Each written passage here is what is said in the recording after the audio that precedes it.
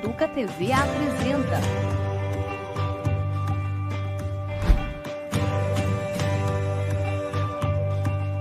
Meio Ambiente em Pauta Campinas. Seja muito bem-vindo, seja muito bem-vinda ao podcast Meio Ambiente em Pauta Campinas. Hoje nós vamos falar de resiliência, de cidades resilientes. Você sabia que Campinas é um nó de resiliência? Nós temos um comitê na nossa cidade que cuida de resiliência e mais que isso, cidade de Campinas foi reconhecida pela ONU, pela Organização das Nações Unidas, como um nó de resiliência, que é o Resilience Hub, pelo Make Cities Resiliência 2030, junto com outras cidades, Medellín e Cidade do México.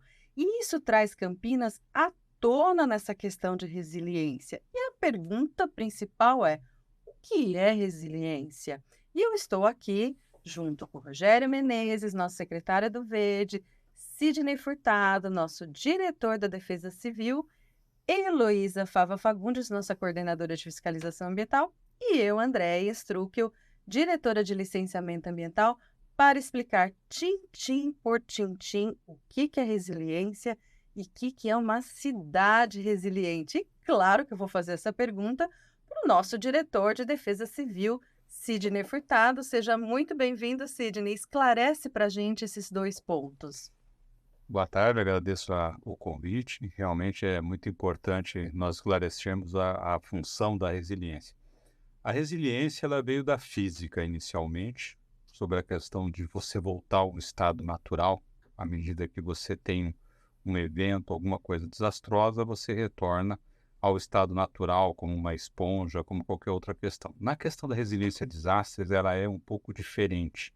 A ideia não é essa. A ideia é que você tenha um processo que, se você enfrentar uma situação muito adversa, você melhore as suas condições, e não retornar ao estado que era anteriormente. Você fazer um processo de melhoria contínua para que você tenha um processo de resiliência mais abrangente.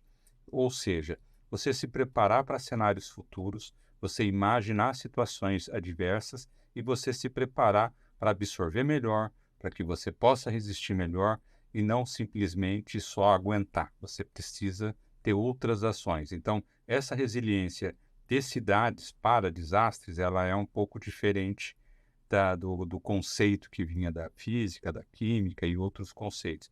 E o maior desafio da resiliência é como você se antecipa a cenários futuros. Esse é o grande desafio. E Campinas tem um histórico muito significativo desde a febre amarela. Campinas, o símbolo da fênix. Quer dizer, Campinas tem um histórico de resiliência já no DNA da cidade. A cidade possui essa característica. Porém, isso é pouco. Eu tenho muito medo de falar Campinas é uma cidade resiliente. Campinas está num processo de resiliência permanente. Ela nunca ficará uma cidade resiliente do ponto de vista coberta por todos os desastres, enfim, ela segura para todos os desastres. É um processo permanente e que você vai sempre busca minimizar, você busca se antecipar, você busca se preparar melhor. E é difícil, contra a natureza você não tem mecanismos suficientes para fazer um enfrentamento, às vezes, adequado. Mas a Campinas, está no DNA da cidade de Campinas, essa busca permanente por uma resiliência a desastres. Eu acho que isso é muito importante para a nossa cidade. E, Sidney, nós tivemos em 2014 uma crise hídrica enorme, em 2016 tivemos um tornado, uma microexplosão inesperada, e tudo isso nos faz pensar qual vai ser a próxima intempérie ambiental que vai nos acometer. Estamos resilientes, como você mesmo colocou, né, Sidney? Eu acho que essa é sempre a pergunta. Quando será a próxima? Sempre o próximo desastre, a próxima crise? Essa é uma pergunta permanente que nós temos. Eu diria que a questão da crise hídrica trouxe uma experiência muito significativa. Eu, particularmente, trabalhei pelo governo federal na Bahia, no estado da Bahia, na questão da grande seca que teve naquela região, E é uma característica totalmente diferente daqui na nossa região, da região de Campinas. Aqui, se nós tivermos uma seca, como aconteceu em 2014, a questão das indústrias, a questão do polo petroquímico, a questão dos mananciais, o reflexo será bastante significativo. Como é a grande preocupação que nós temos a questão com as ondas de calor, quer dizer, em que momento isso poderá realmente afetar a nossa cidade. Então, eu diria que a nossa função, tanto da defesa civil, do meio ambiente, da resiliência em si, é imaginarmos cenários futuros. O que efetivamente nós podemos defrontar para os próximos meses, os próximos anos. Não vamos nem falar da pandemia, certo? Nem isso é uma outra grande preocupação que nós temos, e eu diria que nós precisamos tirar sempre uma lição muito importante do que foi 2014, do que foi efetivamente a questão do tornado que nós tivemos em 2016 e a questão da pandemia. Só para Secretário, eu justamente ia perguntar isso para o senhor, seja muito bem-vindo. Meio ambiente, porque o Sidney trabalha lá na ponta com a emergência, com a urgência, quando está tudo pegando fogo, desmoronando, tornado, falta de água, a Defesa Civil, o Corpo de Bombeiros, nós tivemos aqui o Corpo de Bombeiros, eles são chamados para quando acontece, né? É um dos pontos também é acudir a população. E preventivamente, secretário, quais as ações que a prefeitura faz para a gente tentar antecipar essas intempéries ambientais? Seja muito bem-vindo. Muito obrigado, doutora Andréa. Muito obrigado, Sidney Furtado. Uma satisfação enorme estar com você aqui nessa conversa e também com a Heloísa Fagundes, nossa coordenadora de fiscalização ambiental. Pegando o rumo da conversa do Sidney, para falar dos eventos de 2014 e 2015, que nós tivemos sério problema, chegamos na iminência de ter desabastecimento de água. Então, para fazer essa ligação com o meio ambiente, a população precisa entender o seguinte: qual a relação, da onde vem a água que a gente utiliza aqui na região? Principalmente vem da transpiração da vegetação na floresta amazônica. Então tem um mecanismo que é até curioso, que a gente chama de rios voadores, que pega toda aquela umidade da região amazônica e por conta da gente ter lá uma montanha enorme, quase que intransponível para essas massas de ar, né, que são os Andes, toda essa umidade, essas massas de ar são redirecionadas e vem chover aqui na região sudeste. Se você pegar as regiões do mundo nessa altura, nessa latitude, você vai ver que tem desertos, e aqui não tem deserto. Tem deserto graças aos Andes. E essa massa de ar úmida é redirecionada e vai chover aqui em toda a nossa região. Isso é muito importante para a gente, porque carrega na verdade, o chamado sistema Cantareira, que são um conjunto de represas que vão acumular essa água da chuva e dela que a gente vai usando no período de estiagem. E essa água ela chega para a gente jogada no leito do rio Atibaia, que demora até alguns dias para chegar de lá para cá, mais de uma semana, às vezes, para transitar essa água. Por que eu estou falando tudo isso? Porque a gente depende de paralisar a derrubada de mata na Amazônia para a gente continuar tendo a umidade, para a gente continuar tendo essa água para o desenvolvimento da indústria, para o desenvolvimento da população, crescimento populacional. Tudo a atividade humana precisa de água. Então tem uma relação direta entre o meio ambiente na ponta, a degradação do meio ambiente, não só aqui na nossa região, porque também se a gente derrubar matas que estão rio acima da captação da Sanasa, nós vamos diminuir o volume de água no rio, isso prejudica a nossa captação de água. Tem uma relação direta entre a degradação ambiental, seja na Amazônia ou seja nas regiões aqui da parte alta das bacias hidrográficas, com o problema que o Sidney tem que resolver lá na ponta, porque a hora que tem uma população em estado de emergência e começa a faltar água, o que você faz? Defesa Civil vai correr lá, vai ver onde está faltando água, vai se preocupar com os hospitais, vai se preocupar com aquelas onde o serviço não pode parar. Sim. Então, existe essa relação direta entre o meio ambiente e o problema que tem que ser antecipado, que é objeto dos sonhos do Sidney, dos cuidados, de tentar pensar na frente, fazer a leitura do que pode estar por vir, para poder agir no momento de emergência.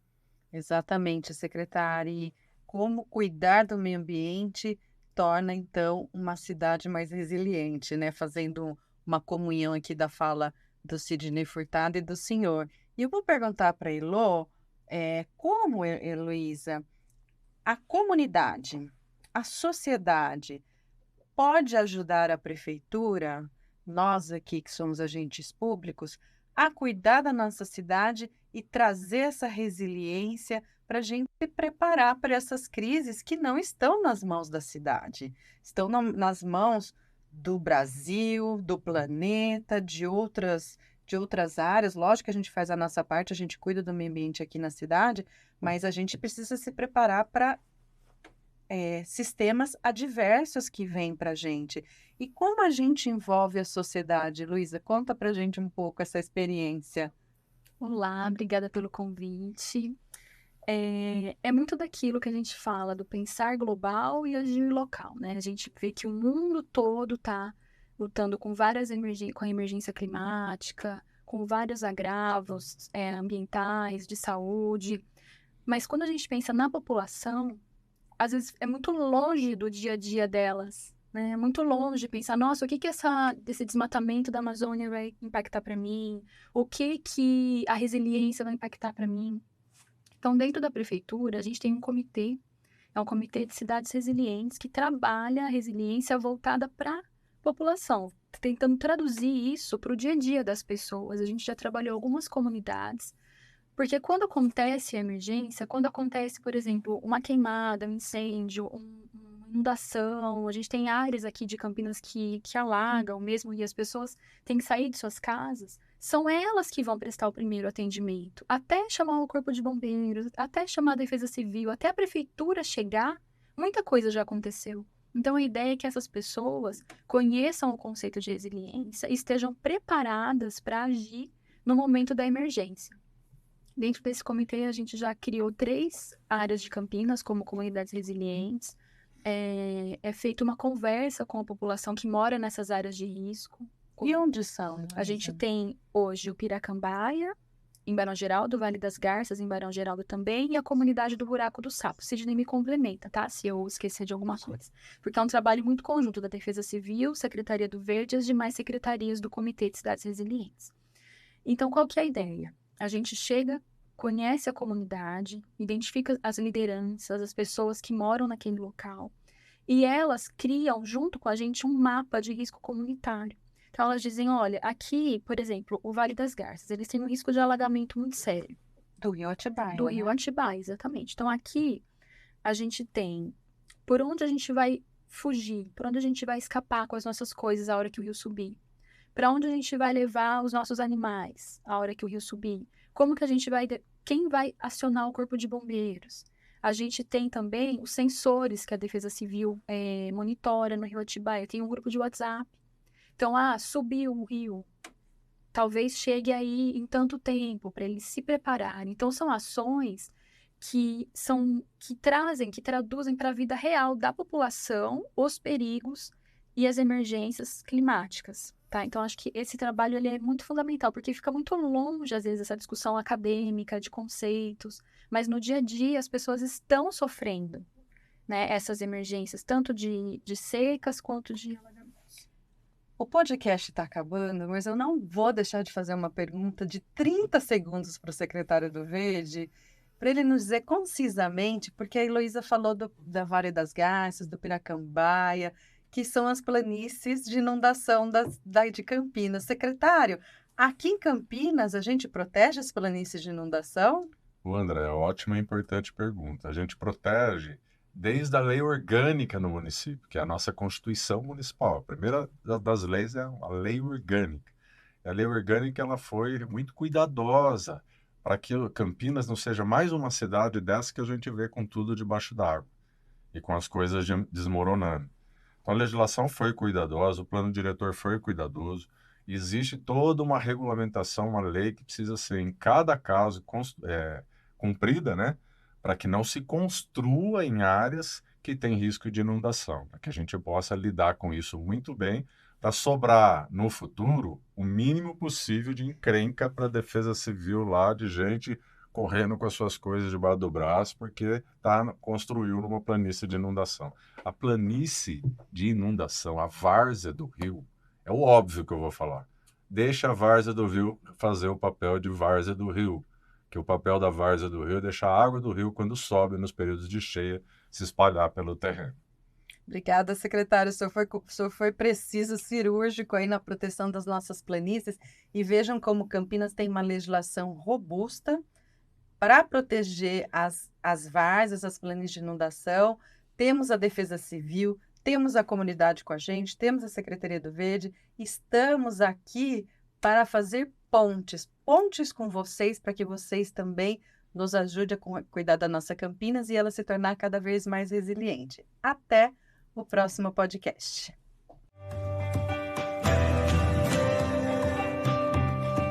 Educa TV apresentou